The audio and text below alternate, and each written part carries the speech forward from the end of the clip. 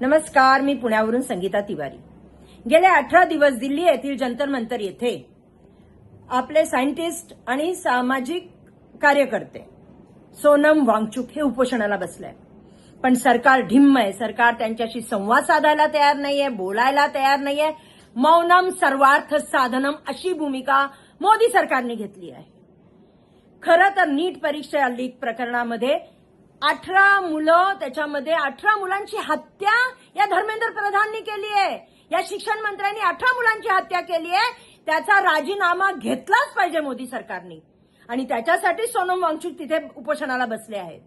आणि मला एक सांगायचंय की जर सोनम वांगचुक तुमच्याकडे मागणी करतायत की राजीनामा घ्या, बाकी काही मागितलं नाहीये ना तुम्हाला, शिक्षण मंत्र्याचा राजीनामा मागितलाय, घ्या ना राजीनामा। एक आदर्श ठेवा लोकांसमोर, एक आदर्श द्या जनतेला की आम्ही पेपर लीक प्रकरणामध्ये शिक्षण मंत्र्याचा राजीनामा घेतला, एक वेगळा आदर्श। पण नाही, कारण का त्यांना माहिती आहे मोदी सरकारला, हा जर त्यांनी आदर्श निर्माण केला तर त्यांना पुलवामाच्या तिथे जे झालं त्या बाबतीत, सुरक्षेच्या बाबतीमध्ये अमित शहा यांच्याकडनं राजीनामा घ्यावा लागेल। नंतर डॉलरच्या आणि रुपयाच्या आपल्या ह्याच्यामध्ये रुपयाची घसरण झाली म्हणून निर्मला सीतारामन यांचा राजीनामा घ्यावा लागेल। त्याच्यानंतर आपले रस्ते आणि पेट्रोल डिझेल मधलं ते इथेनॉल भेसळ प्रकरण, त्याच्यामध्ये नितीन गडकरी यांचा राजीनामा घ्यावा लागेल। आणि असं झालं तर यांचं पूर्ण कॅबिनेट रिकामं होईल, यांच्या मंत्र्यांना राजीनामा द्यावा लागेल, यांना आपल्या कामाचा लेखाजोखाचा जबाब द्यावा लागेल। म्हणून मोदी सरकार त्यांच्याकडनं राजीनामा घेणार नाही।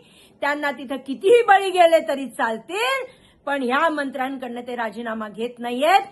पण मी निक्षून सांगते, मोदीजी एक लक्षात ठेवा, तुमचं सरकार जर असं वागत राहिलं आणि उद्या जर सोनम वांगचुक यांना काही झालं तर भारतातली, हिंदुस्थानातली सर्व जनता रस्त्यावर उतरेल आणि भारतीय जनता पार्टीसाठी तो काळा दिवस असेल।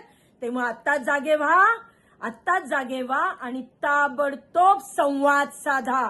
संवाद साधला तरच हे उपोषण थांबू शकतं। जय हिंद, जय महाराष्ट्र।